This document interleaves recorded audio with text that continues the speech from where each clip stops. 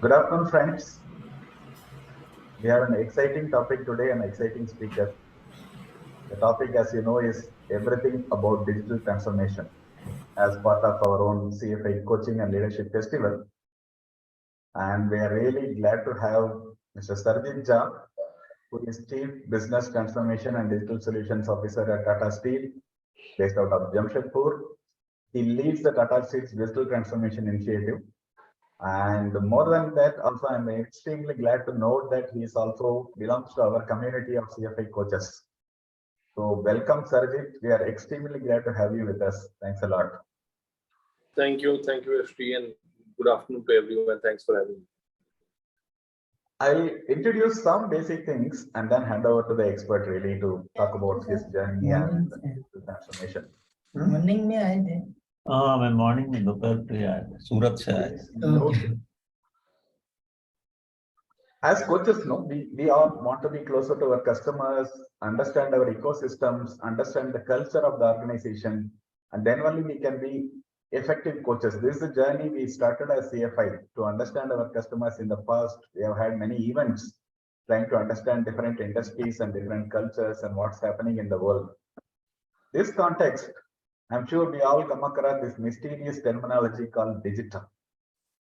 It's no more a buzzword that only technology companies like Google or Microsoft and Apple use. It's a buzzword of every industry today. Every brick and mortar company also is talking of digital. And we also keep hearing about embracing the digital world and digital mindset. So today's session is to demystify the world of digital and what does it mean in the context of leadership and of course for us for coaching. That's going to be the session. Let me clarify some basic terms before I hand over to Sarjit. We keep hearing many terms like digitization, digitalization, and finally digital transformation. It could be confusing because even in the industry, by leaders, they use these terms interchangeably. You will see headlines in newspapers that some company is doing digitization. Somebody is talking of digitalization.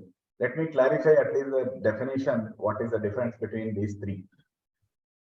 Digitization is actually the process of converting analog into digital format, that is like paper or pictures, and converting them to digital files that can be stored, that can be edited and transmitted electronically. It makes the things, documents available, accessible remotely, searchable, shareable, more transparent. All that is the advantage, and that's a basic step in any process of digital transformation. Like bank transactions, practically we don't have any bank passbook and all that. Maybe for some remote reasons we might have. Everything is online available. Or even property records, or even forget the letters. We use everything electronically now. So that's a simple example how paperless world is coming through digital. Digitalization, for that matter, is the next step, which is beyond just digitizing the documents, but it is more of digitizing the processes. Workflow. So existing analog processes, manual processes get converted into digital format. There the companies improve the operational efficiency.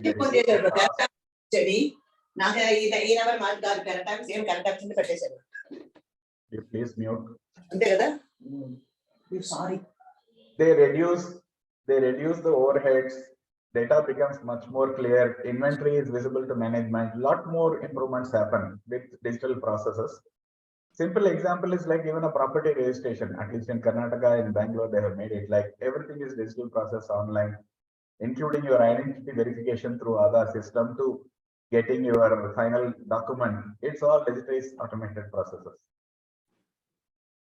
Then what is digital transformation? Digital transformation is ultimately the final step, using the digital technologies to fundamentally change the way organizations operate. How they work, how they deliver value to customer finally. It involves leveraging technologies, digital technologies to optimize business process, create new products and services, innovate, and ultimately enhance the customer experience. So that makes the companies much more agile, innovative, responsive to change, and engage with customers in a much better way. And is it only for big companies? in my opinion, it's not so. Everyone can do it. Let me narrate a very small story what I have seen happening just a couple of years back in my own everyday living experience. This is a story of a milkman who was supplying milk to our community. I live in an apartment complex with more than 2,000 homes there. This guy used to give milk like this. In the month beginning, he will come home and give us a book of coupons. We pay money and get this coupon book. The coupons will be, as you would have seen in many places, it will be one of the lowest quality papers with perforated holes, unevenly done in colors like pink, green, and yellow, and all that. And you tear one coupon, put it in a basket, and keep outside the door. And next day morning, you will have the milk, half liter, 1 liter, whatever you put. This was a process couple of years back. And then suddenly one day he came up and said, you please start using one app. He had developed some app, something he deployed. He said, you can download this from the app store. You can use this app and order it. Only thing is you have to order before 10 o'clock previous night. Otherwise, afterwards, I can't service it. It was quite amusing for all of us. But initially, we had some hiccups, like some orders will vanish from the system and milk will be missing, or the app will hang in between. All such problems were there, but few weeks, everything was settled.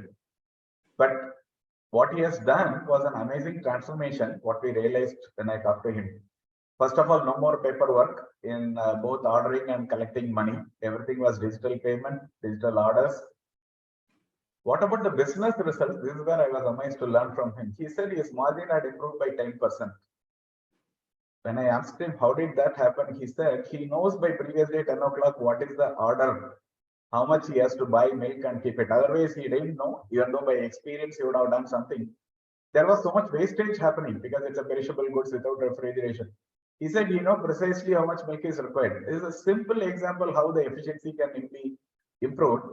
And the story doesn't end there. During pandemic, this guy started this activity few years before pandemic. During pandemic, what he did, he started offering immediately before even other the big fellows started groceries and vegetables and everything at doorstep. He added to the app. What happened finally? This entire business was acquired by Big Basket to some undisclosed sum. See, this is how a transformation can happen. In this story, what I wanted to say, what is the digital leadership for him? Again, I was actually talking to him to find out. Instead of talking of this money, change and collection and all that, he started talking a language of Android app, and somebody will ask him a question, will this run on iOS? And he have to answer all those questions. He have to in between deal with app developers. He have to deal with overall how he efficiently manages the supply chain in a much more better way digitally. This is a total transformation. So it's not just for big companies. In everyday life, we can see digital transformation happening in front of our eyes. And that's a very small story. I thought I will explain to you about how digital transformation is happening in everyday life. And I would now introduce Sarajit a little more in detail and hand over to him for him to take us through the journey of Tata Steel and his insights what he has got. So as I was just introducing, he is the Chief Business Transformation Digital Solution for Tata Steel. He actually set up the Analytics Center of Excellence for Tata Steel and has contributed to the creation of complete new digital IT organization and new businesses. I was amazed to understand that they even have service business and consulting other big firms on how to go about digital transformation. This is a real achievement. And quote some other global recognitions. Tata Steel's Jamshedpur steel plant has been recognized as World Economic Forum's Advanced Fourth Industrial Revolution Lighthouse Site. There are about 50 sites worldwide. I'm really glad to know that Tata Steel plant in Jamshedpur has achieved this status. Again, kudos to the effort of Sarajit and his team. Before this, he has a wide experience of general management in Tata Group, in technology, international business management, brand strategy, turnaround, many new business vertical creation, joint ventures, startups, whatnot. He has done everything. Actually, he became a COO and head of the Alliance Coffee, the international joint venture of Tata's at the age of 30 in 2006. So that is the kind of leader, luminary leader that we are going to listen to today.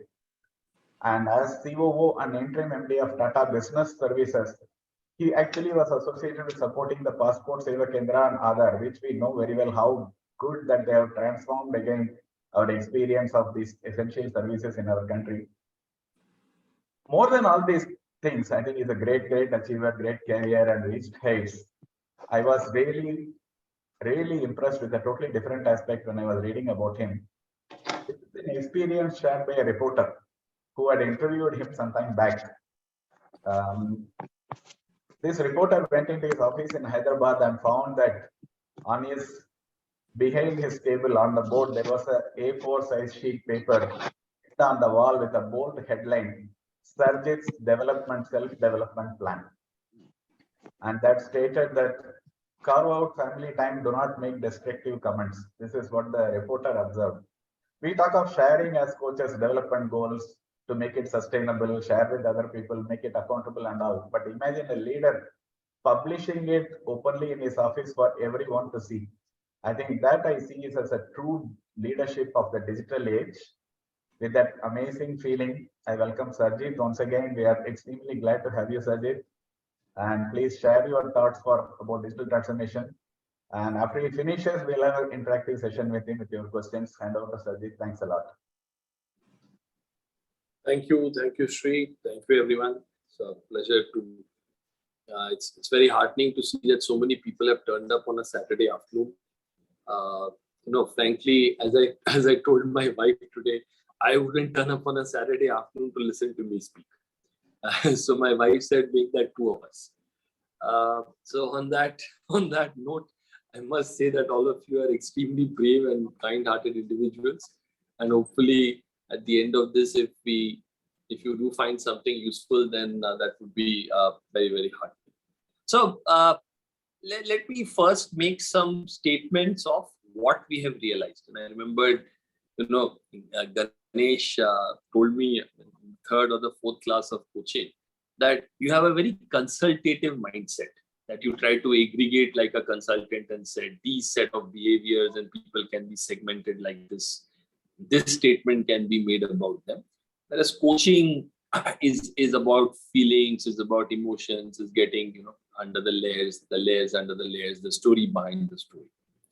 So, pardon me, I would be a little bit consultative in the initial part, and then when we touch upon the humans in the digital bit, they're the underlying nuances of the change management part of it. Because I think so. My first statement is that digital is actually all that happens between the years. Digital does not happen outside in the outside world. The second statement is that digital is actually all about data. You might as well call this the data transformation, the data revolution, because you're essentially moving from gut to gut plus facts. The third statement that I would make is that we don't believe as a company, and I don't believe as an individual, in digital transformation. We believe in business transformation in a digital era. The era is digital, but what you're essentially doing is you're transforming the business. You are changing the way that you identify, changing the way that you create, changing the way that you deliver, and changing the way that you capture that. And this you are doing as a government. If you take the India stack, the UPI, the citizen services that the government is trying to provide, you're doing this as a society. See the way that even the milkman is trying to aggregate orders in the previous night and serving you, and their equivalent and the grocery guys becoming big basket. See it in businesses, the way Tata Steel is today reaching 5,000, 10,000, 15,000 pin codes where we don't have a presence through the Ashiana platform. See it as individuals who are creating their small businesses in Instagram. See it in the coaches who are creating their profiles on LinkedIn and putting their message out there. I very fondly see that now the CFI coaching fraternity is a little bit more active on LinkedIn, and whenever I see any message from CFI or the CFI coach, I try to upvote it and boost it up by either commenting on it or sharing it. So you can see it in every facet of your life, that every facet of your life, the core question, how do we as individuals, organizations, society, identify, create, capture, and deliver that? you can change the order of that. So I think that's the third sort of statement. The fourth statement I would make is that I have a core belief about transformation. I've been in change management all my life. And the biggest problem... 5.5, 4.5, sir? Yeah. So I think Karthik and TV, you may want to, if you have something to say, then we can hear you. Or yeah, thanks. So the kind of is the problem is actually us, and there are a couple of facets of that. So obviously, whatever we did till yesterday did not kill us. So why bother to change? Layer on that all of us want transformational changes in the other guys. Sarajit should not make destructive comments. Sarajit should spend family time. Sarajit should change his outlook to how he communicates. He's too complex. But I will not even change the way that I look or appraise Sarajit. So we want transformational changes in others, but we will not even make transactional changes in ourselves. Change is something that happens to the other person. I am okay. You need to revisit whether you're okay or not. So that and these facets make it very difficult for people to, people, societies to engage. Now look at it another facet. Our children or people who are younger are able to seamlessly collaborate across the world with people they don't even know at a budget which is zero. And organizations spend $20 per day, at least per person, to try and collaborate better and do an absolutely atrocious job of it. So why are these dichotomies? Let me say something else. As CIOs of your own, I mean, most of the people here are presumably over 50. As CIOs of your own business and not coming from a digital generation, you are able to come and participate in this Zoom call at zero budget. And you are able to voice yourself, show yourself, do stuff. As an organization with budgets which are running into millions, I'm not able to provide that seamless connectivity thanks to security, differential connection, blah, blah, blah, blah, blah, clunky enterprise applications to my people. So individuals better than enterprise. As society, we are able to communicate, keep in touch, WhatsApp. So society, individuals better than society, society better than companies. The government in some cases is even Stevens with society. Policy, however, is trailing all of them. So individual better than society, society better than company, company better than government, policy worse than everyone else. So there is a dichotomy in digital that the more the numbers increase, the more difficult it becomes, right? And policy, of course, rather than leading with policy, policy is always struggling to keep it. So that's the other facet that is very interesting. So net to net, what does all of this mean?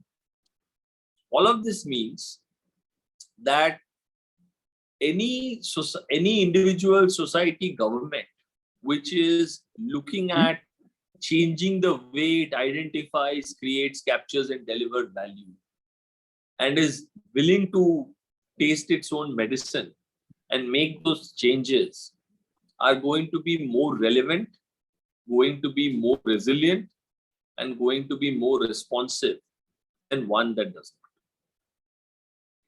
not. And fundamentally, then coming into the organizational context, that means that it is the leader which has to understand this, internalize this, because whoever is the leader of an organization, let's face it, is the leader because of gut and experience. They have the maximum experience, and based on their gut, they made the decisions that 7 out of 10 created value to get them.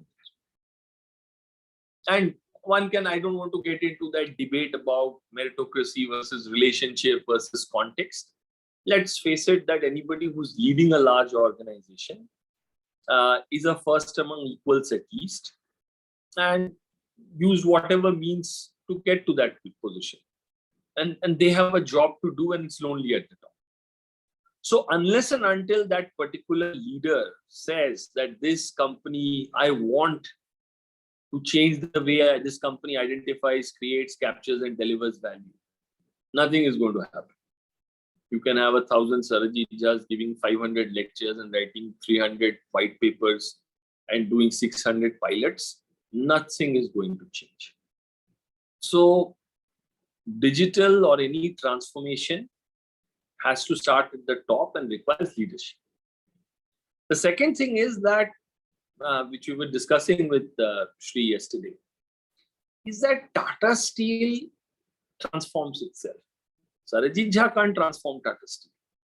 Tata Steel transforms itself. So then the business has to own this digital transformation, and they need to transform. The IT department can only play a supporting part. And as a result, if the action is there, then the credit should also be given to them. We have been very, very conscious about this, saying as the IT department, we are a service organization. The businesses own digital, the business is transformed. I think that is one of our key strengths. And we find that in many organizations, you try to bring in a CDO, Chief Digital Officer, and then you have a conflict between him and the CIO. All of that does not work.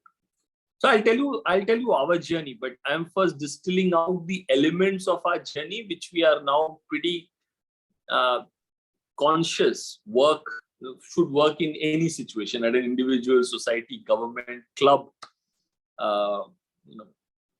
any place, even bacteria. Bacteria also try to identify, create, capture, and deliver value to the ecosystems that they thrive in, colonies of bacteria, right? So it will work for bacteria also. Now, the other facet of this particular journey is that what is the three systems which is required to do. So we have realized that any change, including digital change, requires a belief system of why, where everybody believes that yes, this is the direction to go, this is the right thing, we must do something about it. So I think when I came into Tata Steel and I started talking about digital way back in 2015, I remember a question, and I'll say it in Hindi as I was told, and then I'll translate it. Some union leader told me, "Arey babwa,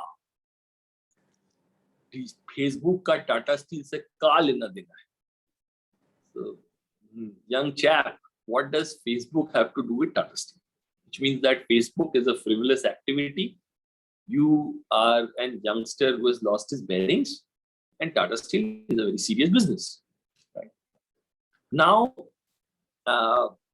from there to the union starting to say in 2020, that Tata Steel is a smart company with smart people.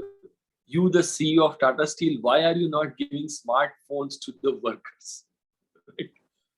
So in 5 years, the question has changed, the message has changed, the challenge has also changed, as is the opportunity. So that's the change. So that belief system, Tata Steel should do digital. The union is very proud of Tata Steel's digital activity. And I'll also touch upon some of the aspects of how we got them here and some of the things that we probably did right in the journey. So the belief system, the why should be very clear to everyone. As Simon Sinek keeps saying, start with the why.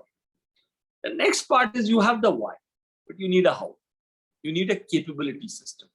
People who can do the IT plumbing, people who can create the business cases, people who can deliver on the business cases, people who are holding themselves accountable to change the orbit of how we are identifying, creating, capturing, and delivering value.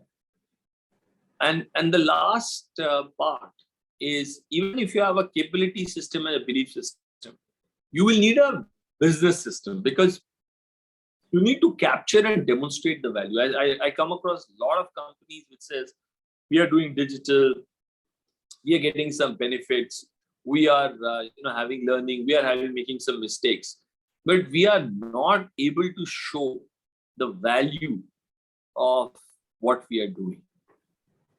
And as a result, that has an implication on people's prospects, that has an implication on investments, that has an implication on management attention, that has an implication where the organization loses faith in digital and tries to do the same thing using process or something else or jugaad and what have you. That in the long run definitely is not par for the course, because it's like coming into a nuclear fight with a gun. And then that's worse than coming into a gunfight with a knife. At least you can throw a knife. Those are some of the elements that we have realized. You need leadership, you need business ownership, you need to get the IT plumbing right, you need to have leadership to generate the why or the belief system, you need the how or the capability system, and then you need a business system that translates the gains that you're having and reports it. I think the last thing that I personally realized, and I think realized and Tata Steel strongly believes, is that what gets measured gets done, what gets measured and reported gets improved, what gets measured, reported, and debated and discussed gets innovated on. So this is a very important thing, that your measurement system should reflect it. And over the years, again in various change management programs across journeys, and primarily learning from my failures, I have created a 7R system, and it's very simple. I find that whenever the roadmap is clear, where are we going to go, A to B, through point, say A to C through point B, and is that intermediate milestone very clear? Otherwise, you can head in the wrong direction at great speed and then it to your own peril. The second is, are the results clear? Why are we going there? What is there for us in C that makes us want to go from A to C? What results are we going to deliver in the journey as well as at the end point? Third is resources. You will need people, you will need money, you will need technology, you will need management bandwidth. Management bandwidth is the most scarce thing on the planet, and it never gets measured, right? And you can substitute management bandwidth with leadership bandwidth in any company. I mean, India needs 500 project managers of the level, or program managers of the level of people who build the Delhi Metro or people who build the Vande Bharat Express. It probably has 5. Or the guys who build the missile systems in ISRO. So you need program managers of that capability and that understanding. And these are complex changes, right? These are not easy, right?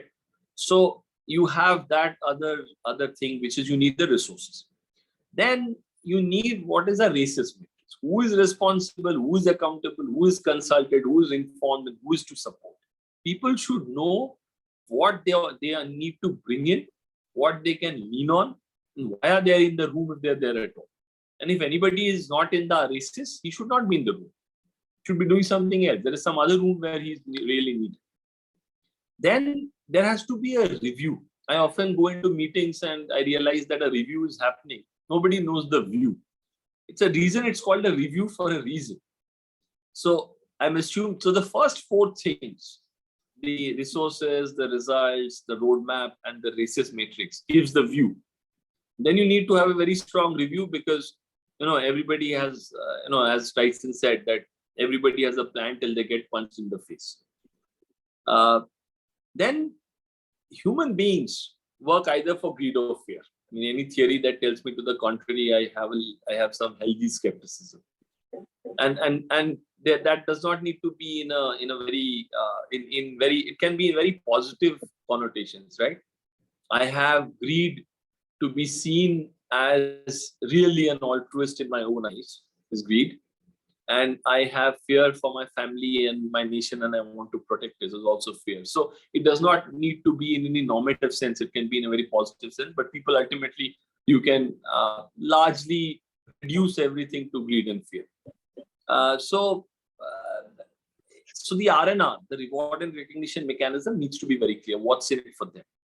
And that needs to be true for all the constituents who are in the races matrix. And finally, as I said, you get punched in the nose. Plan A will not work, plan B will not work. You need to come to plan C, and you don't even know what plan C is when you start the project. So there is risk in life, and you need to have a strong risk mitigation program. So these 7 R's I've found, whenever these 7 R's don't guarantee success, but lack of them or lack of cohesion of them are definitely a recipe for failure. When every project that I've seen has failed under my watch or one in which I was participating, there was clearly amiss in one of these. And every program that I've seen succeeded definitely had these 7 R's largely in place, or somebody was kind of keeping it on track. Right. So this is true for digital also, like any other change management and transformation program or any project that you're working on. Now, let me just quickly touch upon what did Tata Steel do. So in 2015, and I'm telling you the story as I saw it. I was telling Shri that this is not my story. It's Tata Steel's story. I've been extremely fortunate in kind of having a ringside view to it. All the mistakes are mine. All the fantastic work really has been done by people whose name has also not come out. And the other part of this is that it's a story which is even, I don't think we have even scratched 25% of the potential that we can. In the last 6 years, I think there's a long way to go. And I also want to give a disclaimer that our MD always says that Tata Steel has not done all that it should or could in the journey of digital. But we believe that we have some things to share which others are interested in, and we would do it in the best interest of leadership and being a good citizen. So having said that, in 2015, when I came and joined Tata Steel as Chief of Corporate Strategy, just 2 months ago in my previous company, I had attended a seminar on digital disruption done by Mr. Harish Bhatt of the group office. We had Jack Hidary, people who was in Google Ventures at that time, and many noted speakers. And basically all of them said that, look, you guys are cooked. The world will become very different. Amazonization will happen. Uberization will happen. Airbnb will happen. So hotels will have no rooms. Car companies will have no cars. Advertising company Facebook will not have television media. And you guys are all history. So that's so I came into Tata Steel, and lo and behold, a month later, from the MD's office, a note came to me. And it had 10 questions, which was an output of that workshop. 10 questions on digital preparedness in Tata Steel. And I answered those 10 questions with 20 characters. So 9 of them, do you have a digital strategy? No. Does the organization understand the implications of digital for it? No. Do you have somebody in the company who leads digital? No. So there were 9 answers which were no, and 1 was NA, not applicable. So Tata Steel's digital strategy at that time was 20 characters. And so obviously the managing director told me that this, as Chief of Corporate Strategy, this does not look very good, reflect very well on you. He didn't say that, but I mean, I'm extrapolating what he might have thought. And so we started, and I started off with some basic assumptions. My first assumption was that youngsters understand this subject better than most of us, because they are natives. And so we have youngsters in the company, and rather than dumbing them down and making them process and gut and experience oriented like ourselves, why don't we get to reverse mentor them on digital? And I wrote a paper on reverse mentoring, and we started the reverse mentoring program, which the World Economic Forum Lighthouse has noted as one of the best practices globally. So we started a reverse mentoring. The second thing that we assumed was that this was about, we needed to create an exemplar. If one part of the business could show the other parts of the business the potential. So an exemplar needed to be having the whole value cycle. Otherwise, people will say this is about marketing, and this is about, this is about marketing, and this is about operations, and that is about HR. We said, no, it will be end-to-end. So we took the tubes business, which had all the facets of operations, supply, marketing, was a complex business, but was not large enough. And typically the tubes business was seen by Tata Steel as those guys are ages behind us. Now, if the tubes business could do something which Tata Steel wakes up to say, hey, we can learn from them, then that would show that digital can actually allow a business to leapfrog. So create an exemplar. Third thing we did is we said, let's listen to the wise men. So at that time, I remember we studied all the literature that Accenture had, and they were basically saying two things. They were saying that 43% of the value from digital comes on the marketing side, revenue side, 33% comes from the operation side. 44% companies were working on the revenue side, 33% were working on the cost side. But the 13% companies that were working on both were generating 80% of the value from digital. And I think that stands to reason, right? If I have a supply chain, which is great, but a marketing team that does not take the message to anyone, I will have lots of great products in my warehouse. And if I have a marketing team that goes and sells the world and the moon, and then my supply chain says coming soon, then you get the drift. So that was what Accenture chose. What was BCG was saying that, look, digital costs money. This is not going to come free.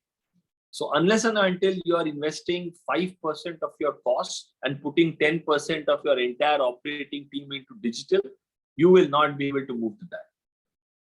So what we did is we upped the budgets and we started making some investments. We started training the people. We created a program called Marvel, making analytics real, valuable, efficient, and logical, whereby we trained about 1,000 people on analytics, and that's what formed the real base of. Others say it, we are an analytics superpower today. Tata Steel is a company. And I think it's the training of those people that had a large contribution to it. The third thing that was being said by McKinsey. McKinsey was saying that 70% of all gains from digital comes from analytics. And analytics is fueled by data. And again, we said that stands to reason, because digital is all about data-driven decision-making for us. If 80% of the decision makers have 80% quality data near real time, then 64% of your decisions will be better than anybody else in the world, and you would, as a company, of course, come up trumps. So that's to reason. And then we had Bain, and Bain was saying that, look, because Bain is primarily driven by Zook's philosophy. So Zook is very clear: there's customer, there's cost, and there is capability. And in any company is nothing but a triangle, points on these three triangles. A company has to have customers. You need to have the capability to serve these customers on a continuous basis, and you need to have a cost structure where that's done at the preclusion of anybody else who also has the capability and wants to serve the same customer. So it's very simple philosophy. And he has kind of brought it together in what we call the NPS, the Net Promoter Score. And so they said, look, if you start 1,000 points of digital light, you will end up in a pilot purgatory. All of these will be subscale. They will not head anywhere. There'll be a lot of organizational, disenchantment with pilots which are failing. So you need to have a single score like an NPS, and you need to build all your initiatives down back from the customer. Tata Steel said, yeah, ultimately, if there's nothing in digital for my customer, then why the hell am I doing it? So the third thing we did was to bring all these wise men philosophies together, summarize what they were saying in reams and reams of paper into these 4 clear insights. And our program was built around these insights. And I think, again, retrospect, everybody is 2020, but we were proven to be right. And so again, if anybody is trying to do any program, they should distill out such things from all the noise that people are saying and create some signal that they can action. So we did this. And the fourth thing we did is we needed a business system. So we had a Shikhar program, which was very successful. So we said we will leverage the Shikhar program only. We will not create our own program. Our business system will be the Shikhar program. So if you see the why was created through reverse mentoring, getting the people to, we created go and see visits. We sent, I think I spent about $4 million sending people all across the world just to see. People were sent to Google, people were sent to BCG labs in Berlin, people were sent to Bangalore. And we created 3 programs. We created a program initially called DAP, Digital Awareness Program, where consultants, people like Wadhwa and all, Vivek Wadhwa, if you know him, would come and just insult everybody. Tata Steel, you suck. You are going to die. You are irrelevant in this world. All your assets are going to be harvested. So that was the DAP program. That was shock and awe.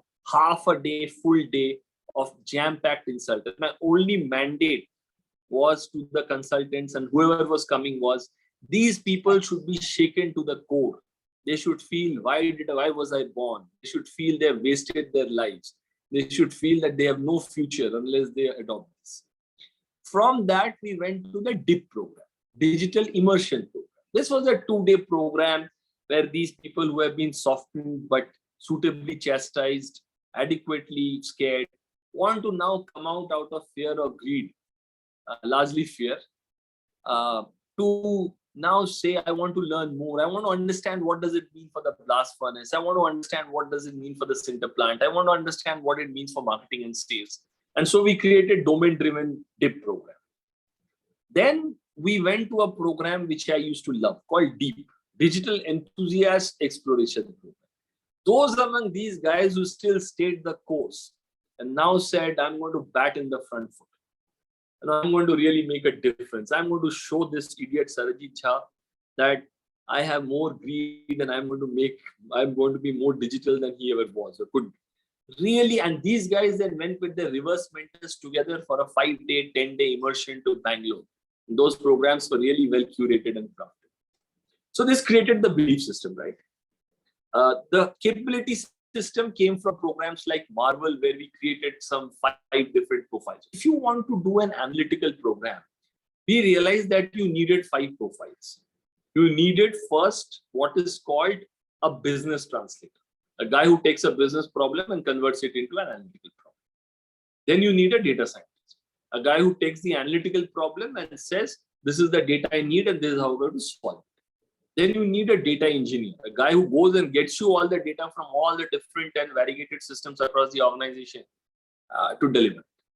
Then you need an data architect, a guy who actually creates databases in a way where the what is called create, read, update, and delete this data can happen in a scalable and sustainable manner. Otherwise, you will create a spaghetti structure in your organization. I'll not bore you guys with those details, but suffice it to say that you need this animal. And then 5th, you need an operational translator, a guy who takes this fantastic model and puts it into operations, because ultimately an operator and the last man has to use it. So that's how we created the capability system. We created all the profiles. Of course, wherever one person could play more than one profile, you had synergies of scale and you had a cheaper team. But otherwise, you needed all these 5 profiles. And we found that most organizations had not thought through this. They were not as clear as us that, this is how you do it. Then we also did something that we said we will go with Smart Assist.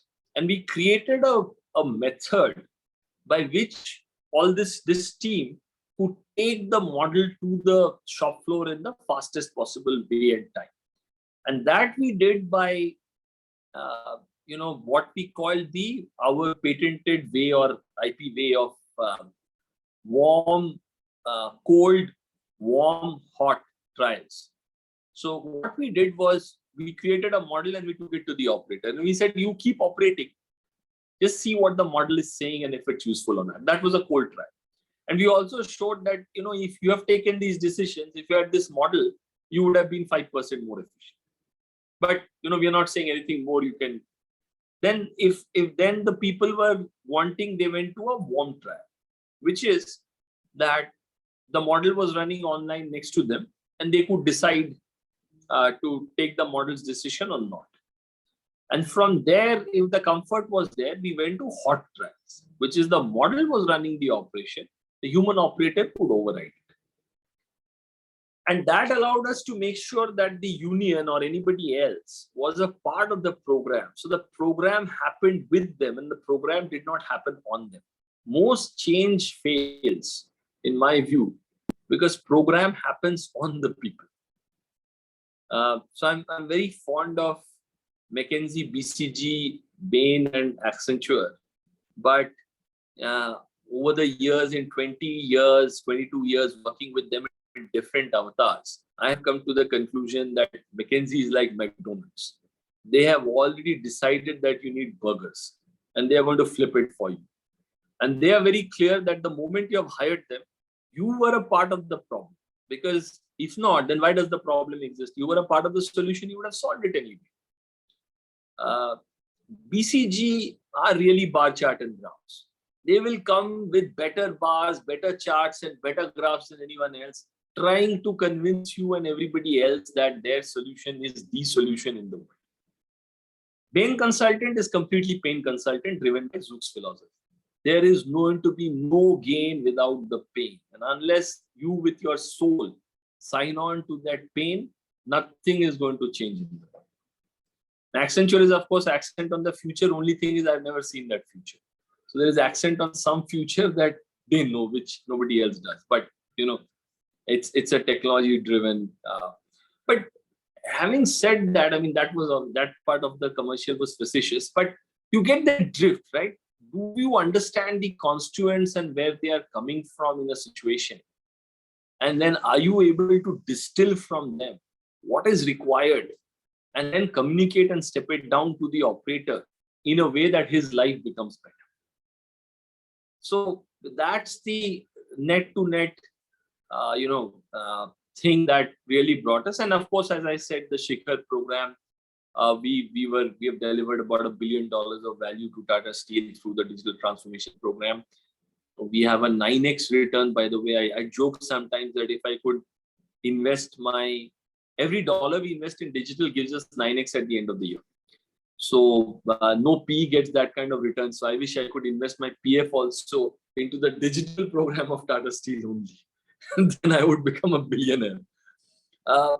So I think that's largely it. I would stop here and say it's good to be interactive. I've been rambling for a long time, and this is a involved subject. So over to you, Sri, and anyone else who wants to ask questions. Thanks a lot, Sarjit. That was really insightful in the sense you went into the details of how you did the transformation, how the company went through. Maybe I will kickstart with 1 or 2 questions and then I will ask people. Meanwhile, people, please start typing the questions there. I will pick up and ask you to ask the question. So that will be easy for all of us. Sajid, one question. I think you talked so well about the data and the orientation of decision making, balance between data and get based. Also, I wanted to understand from you the quantification of the results that you had seen in Tata Steel in terms of both top line and bottom line. Top line could be because of new services, new products, new solutions, as well as bottom line in terms of efficiency. Any solid numbers that you can quote, then we know the power of that actually. Yeah, so we have published these numbers. Overall, in the last 4 years, we have created 14,000 crores of not 14,000 crores, 11,000 crores of value. Of this value, 4,900 crores odd has been banked by business already, which means it's been flowing to the P&L account of Tata Steel. The balance, of course, business. We have brought down, our data has grown by, 3.2x. Our sensor systems endpoints have grown by 7x, and our analytical models have grown by 300x. So we've been very efficient in the journey as well, which is endpoint growth more than data growth, and value growth, consumption growth more than endpoint growth. Otherwise, the cost of digital can really go up. We have won many accolades, as you know. We are the only company which has 3 World Economic Forum lighthouse sites. Only 5 sites in steel, 3 belongs to us. We have digital execution scorecard of Gartner's, which puts us in the top 6 percentile in the world in terms of COVID response.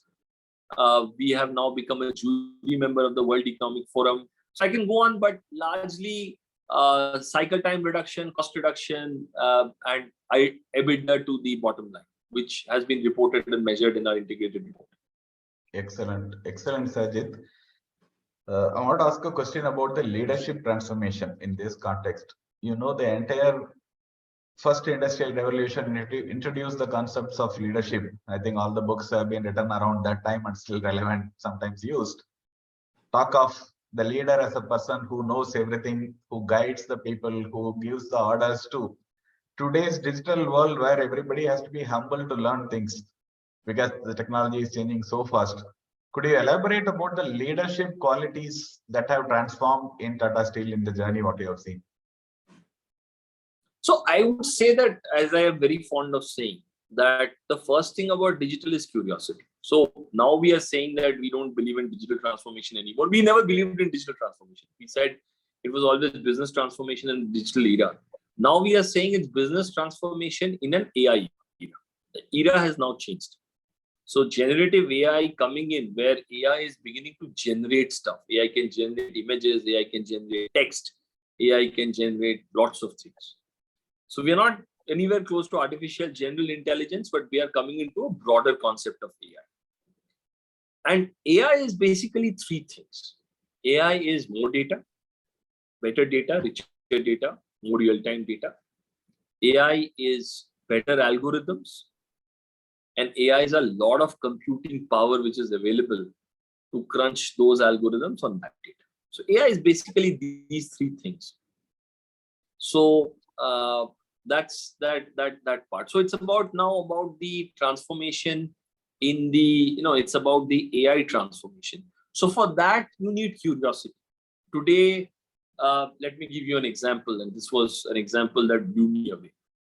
So we have ferroalloys addition in the steel plant. So you take ferroalloys, you add ferroalloys. It's very expensive to get a particular grade of steel. There is a SOP, standard operating procedure. We said, can we make this automated? So we did a lot of models and we started running that in parallel through that cold trial, hot trial, and warm trial, and hot trial methodology, where we were trying to ultimately beat the best operator. So we matched the best operator, and the algorithm by our rules went into hot trials. So the operator used to watch the machine and take the decisions.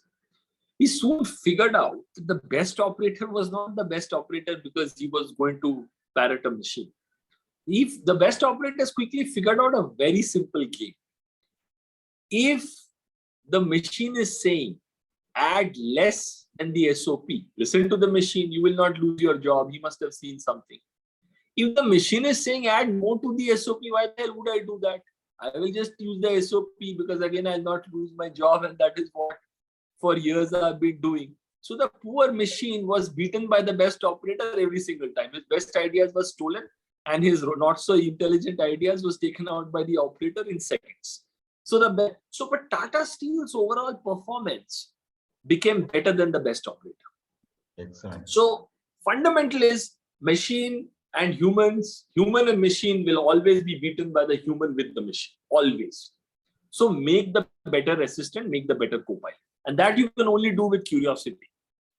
People are now going to, all these jobs where you are creating content is going to go away. All the jobs where you are training your AI to become a better writer is going to be the ones that will be there. And this is going to happen very soon. The second part is curiosity. Second part is collaboration. All of us are by definition not more intelligent. None of us by definition are more intelligent than all of us. But some of us in some situations believe to the contrary. And that's what impedes collaboration. So collaboration. Third is what I would say curation. There is so much of data, so much of information, so much of hype, so much of pressure coming.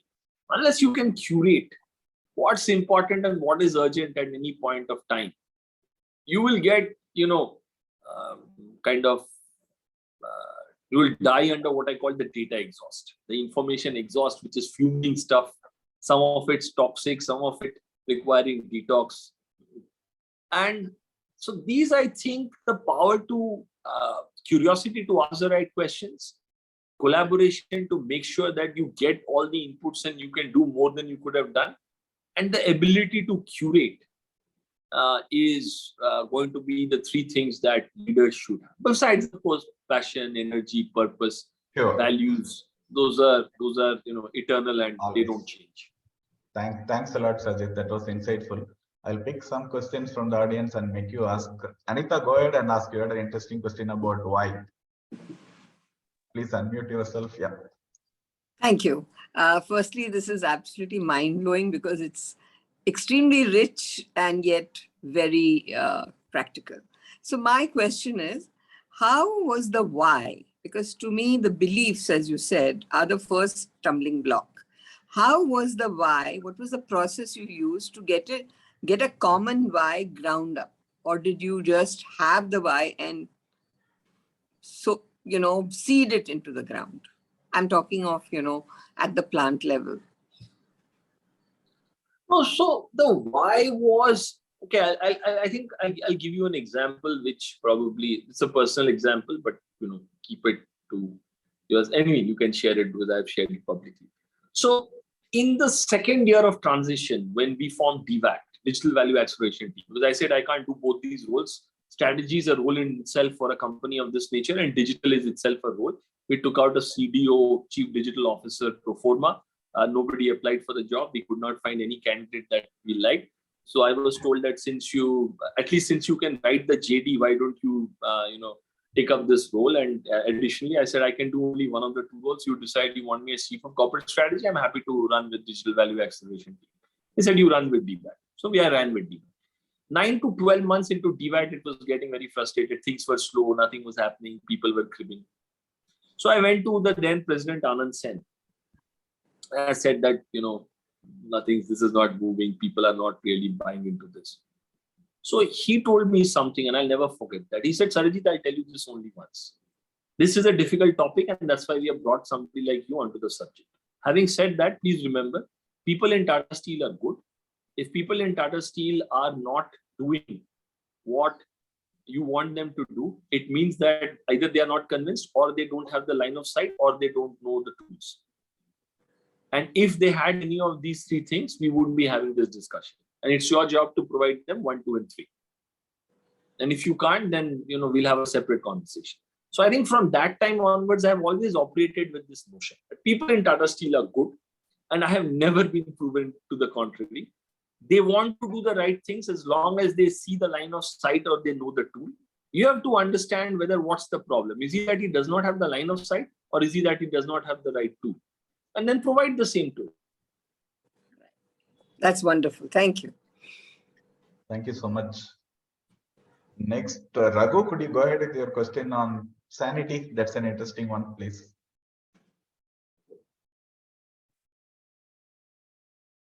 You have to unmute yourself, Raghu.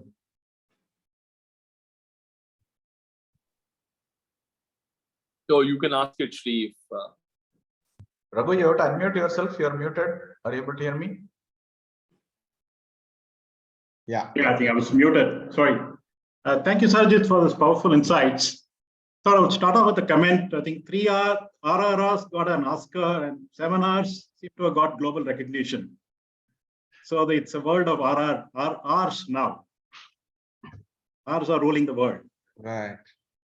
So the question, Sarajit, is that when you see technology kind of developing so rapidly, customers are expecting even more, a lot of things, and could be pressure from different parts of the organization. How do you maintain that sanity as to and balance as to what you should do, what you should not do? Focus the money. So just keep focusing on asking yourself the question, is this helping me to identify value? Is it helping me to create value? Is it helping me to capture value? Or is it helping me to deliver the value? If it's not doing any of this, then why the hell am I doing it? Is there And any then have the kind of guts and courage to say that to either the MD or the ED or your boss or anybody else, and have the courage of conviction to pay the price if they don't like what you're saying, where you're saying, and how you're saying. And do you normally hit roadblocks here? Because there could be different views coming from different stakeholders. Professional hazard of transformation and change. Yeah. So if, I mean, you can't be in the business of change if you're looking to make friends. You can have alliances at any point of time, but you won't have permanent friends. Because you are not your friend of what you said yesterday. Thank you. But Great, thank you. I'll move on to, there are many questions about the results, what you have seen. So I will start with Madhavan Srinivasan, please go ahead. This is question about metrics. You can ask the question. Please unmute yourself and. Good afternoon. So fantastic presentation of practical implementation of digital transformation. I think Tata being a very large enterprise, it's going to be, I know, very challenging for the entire cycle time. So for a large enterprise, obviously there are a lot of structured way of implementing some of these initiatives. But for the mid to smaller companies, it may be a little more sort of, I would say personalized as well as not so much structured. But end of the day, what are the metrics that we can derive out of such transformation projects, especially from data-driven decision making? And how did you go about doing it for Tata, and some insights are behind? so metrics are very simple. If you take operations, if you take metrics, there are only 7 or 8 metrics in life. P, Q, D, C, S, M, E, right? So P for production, Q for quality, D for delivery, C for cost, S for safety, M for motivation, and E for experience. There are no other metrics in life. So if you look at PQ, DC, SME, and you can then break it down at into what is called, we call YET QP, yield, energy, throughput, quality, and productivity. There is no other metric that you need in life.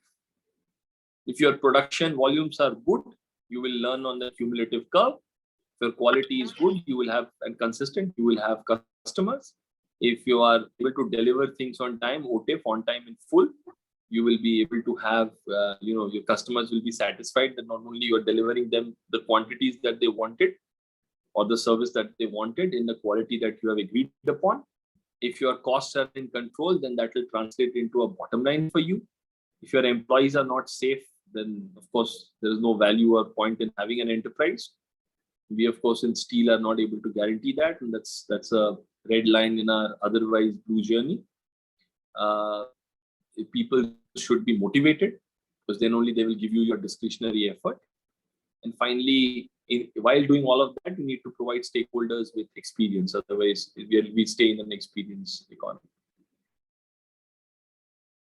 Thank you. Ganesh, please go ahead. So I just wanted to get a sense, Sarajit, about if you were to give a sense of how did the everyday experiences of the customer change? Look at right at the bottom. And that's the bad part. So right now we have got three things that we are trying to do now in our transformation journey. So the first thing we are trying to do is remote operations. In COVID, we remember the workers told us that, boss, work from home for who?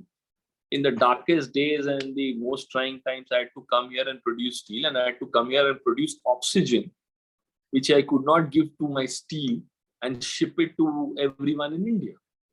So work from home for who? So we have now started what we call the process of white collarization of blue collar jobs. We are actually running 6 of our plants 6 kilometers away from the plant. So these are like almost like there's nobody in the plant. And we are the first Indian company to be able to do it. We're running it, and a lot of Indian companies are coming, and we now charge money to show people this, because this is deep IP. Because it takes a lot of time. Otherwise, everybody wants to see. Plus, we are not a museum. We're a commercial organization which competes with some very, very tough, motivated, and challenging competitors, and rightly so. So that's one. So it's remote operations. Take work away from the physical asset, bring it into the fingertips of operators. So like IT can work remotely, operations should also be able to work remotely. Okay. The second thing that we are doing is what we call hyper-personalization. Hyper-personalization, to explain very simply, is a combination of 5 things. One, I should be able to create a single customer or a single prospect view. Ganesh Chela is different from Anita Gupta. My system should understand this immediately on contact. And it should have a 360 profile of these two people. Second, my system should understand what is the journeys that they have. What is the typical journey that Anita has versus what Ganesh has. Third thing is, I should be able to understand the moments that matter. Not all moments are equally important. So I should be able to understand the moments that matter. Fourth is, I should be able to deliver magic on the moments. And fifth is, I should be able to scale this at a cost which makes sense. Without blowing my unit economics out of the water. Frankly speaking, we are miles away from really keeping our tryst with this promise. Yeah, yes, as that day Ashneer Grover, I remember, people say a lot of things about him, and I may have views on the way he comes across and the way he says things. But frankly, he says a lot of truth in that day he was telling the Uber took out some things, we will do this service delivery, that mechanics, that module. He said, "Abey yaar, tera gaadi ko time pe la, tera driver ko sudhar aur customer ko safe rakh. Vadde baatein kar raha hai." So, so exactly that point. So listen to your customers and then do all these fantastic things. We have to actually do it, very honestly. Yeah. I don't want to fall prey to the Uber way of talking at the moment. Thank you. That was good. Thanks a lot, Sarjit.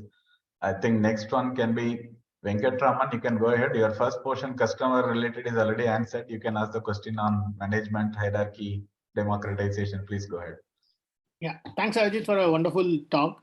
So my second question was about, digitalization generally comes up with, a lot of walls being fallen or the information being accessed by everybody, right? So that does lead to, or did it lead to, it all depends on the culture earlier. Did it lead to any uncomfortable changes for the leaders? And if so, how it was handled?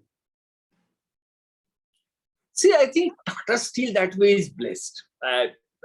Frankly, in Tata Steel, the moment the big leader says 3 times that we are going to go left, and I want all of you to consider going left. And if you fall while going left, I am there to help. People have thrown away their right shoes, got on their left leg, and are already trying to, take the biggest leap on the left. So that way, we don't have that problem. Even the union is now saying left is the new right. So we don't question our leadership in that sense. There are good and bad parts to it. One can write a book on it, but we trust our leadership. And our leadership will always make it very simple. For example, I remember Naren used to cue that, in the initial days when we were getting some success from digital and everybody was getting very excited, I used to keep writing to him saying that, we need to say that we are not there anywhere yet. We just started the journey, and data is important. So he used to come into every meeting and say that while we are doing a lot of things and, Sarajit keep shouting and screaming, but I feel that Tata Steel is capturing only a fraction of the data that it can capture and analyzing only a fraction of the data that it does capture. And with that, if we are doing so much as you guys are saying, then look at the potential that we are putting on the table. So the messaging always has been so matured that we've not, and I think it stands to reason that what will happen because the pace of change will only accelerate. and you will have more people dropping off than you can take together in the next pace of change. That stands to reason. So I just hope we always have that leadership that's able to cue in that question, because I would read your question as what will happen when we don't have a leadership that's able to do that. Yeah. Excellent. Excellent. Thank you. Jagdish, please go ahead with your question. You had a question on the results. Back to the results. I think we are results focused so much. Go ahead. Yeah, it was definitely a fascinating session to understand how an organization like Tata Steel can do digitalization. You were talking of a 9x return, which you achieved. Just wanted to understand which silo does these returns come from? Is it from cost savings or better supply chain management or greater revenue? Where does actually realization come from?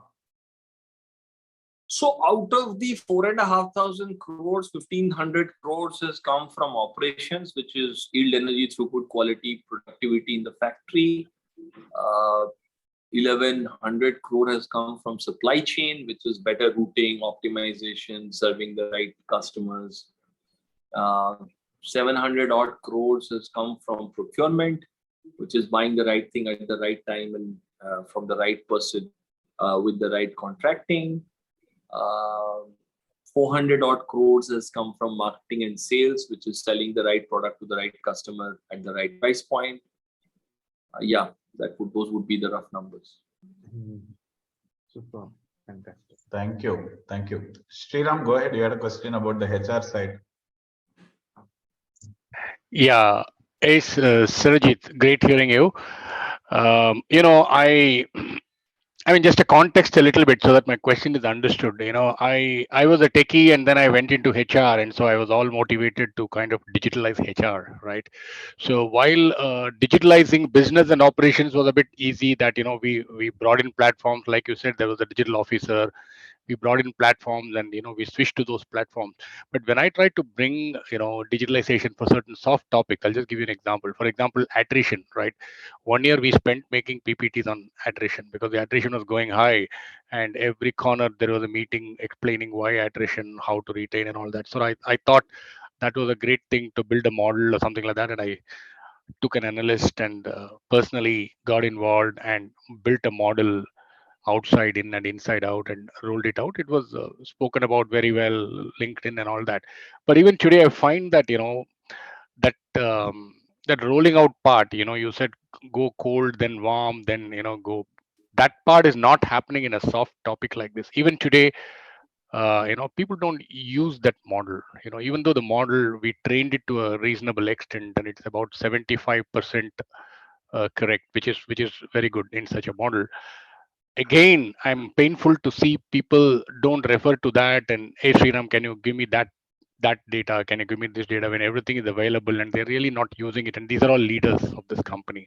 So on such a soft topic where for a good decision making, when we have done a good analytics, it's becoming very difficult to make the organization use it for a decision making for a soft topic. Of course, for operational things, you roll them out and then they don't have a choice. But for such a thing, it's the culture of the company is coming in a way. I mean, that was my question. So you want a brutal answer or a political answer? I want a straight, brutal answer. Yeah. 5 years ago, I created a model which could predict attrition in Tata Steel to 80% accuracy. I was very excited about that. I like data sciences. I am by training almost a data scientist. I said yes. And what did the model tell me? It told me that who is going to succeed in Tata Steel? Person who is from one of the IITs, preferably from IIT BHU, coming from eastern part of the country. But if you have to be the top guy, you have to come from the southern part of the country, from NIT Trichy or one of those. And you need to be male, and you need to have done a program in Accelerate while you were working in Tata Steel. And who would leave Tata Steel? If you were a lady and you had a husband in another, and you were going to get married, or you were pregnant and you were going to have a husband in another city, you were likely to leave Tata Steel. Now, whose purpose that model solved, besides giving me great high-end mojo, I have still not figured out. But at that point of time, I didn't see it in that fashion. So if you have to, my view is that if somebody is not, if I can't convince you, the problem is not yours, because I'm trying to convince you. So do I see the problem from your lens and try to be helpful, saying that what do you really need, as opposed to saying I have a fantastic solution, I'm saying myself I have a solution and take it. Mhm. Excellent. So Gandhi, I think, said, no, be the change you want to see. So I always, and that other example, I always use of myself. Because I'm very quick to blame and judge. I've judged everybody in the world even before they were poor guys were born, or they knew that I was judging. The point is that it is this three fingers pointing at me, one at God and one at you. So whenever I point a finger at you, three are at me, one is at God, or whoever that supreme divine power is. I think that works in change like there is no tomorrow. Every time I hear myself, HR is a problem, and I hear saying this to myself 4 times a day. I try to turn the question and say, hey, wait a minute, but I am in charge of HR transformation digitally. How am I helping them? I am very much a part of the problem. HR is the problem. I am also a problem. Mhm. Thank you. Interesting. Thank you. MA and Rao, you had a question related to. So whoever said, do you make friends? You can now see why I don't make friends.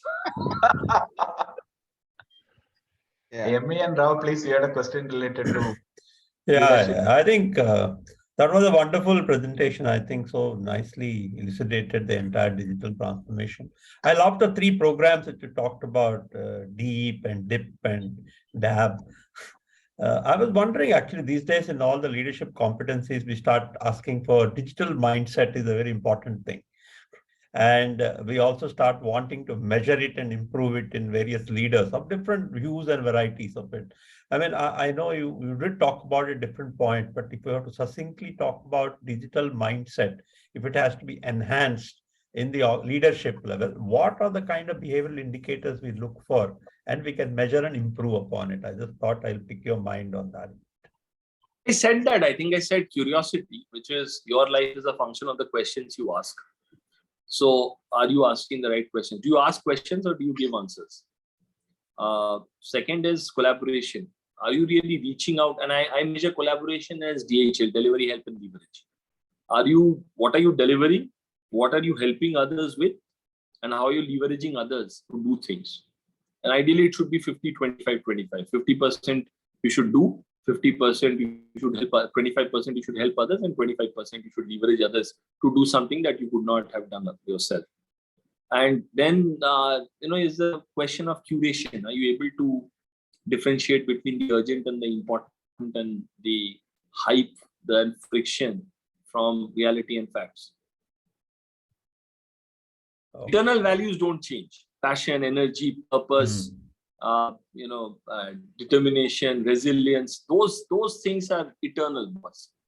They will never change, digital or otherwise. Thank you. We'll close with another 2-3 questions. Shailesh, you have a question about the digital implementation and organization. Please go ahead.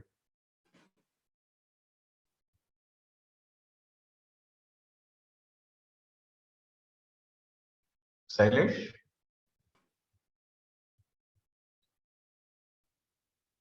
Okay, I think not there. Saroja, please go ahead. You have another question on reverse mentoring. Yeah. Hi. Excellent talk. Fascinating to hear this. Wanted to understand a bit about, you referred to the reverse mentoring. You said it has also been, it's a process that has been commended worldwide. Wanted to understand a little bit more about what exactly did you do for reverse mentoring? A couple of examples, if you could share. So when I put up the reverse mentoring paper, there was TV Narendran was the MD and Anand Sen was the president. Anand Sen never used to reply to emails, and TV Narendran replies to every single email.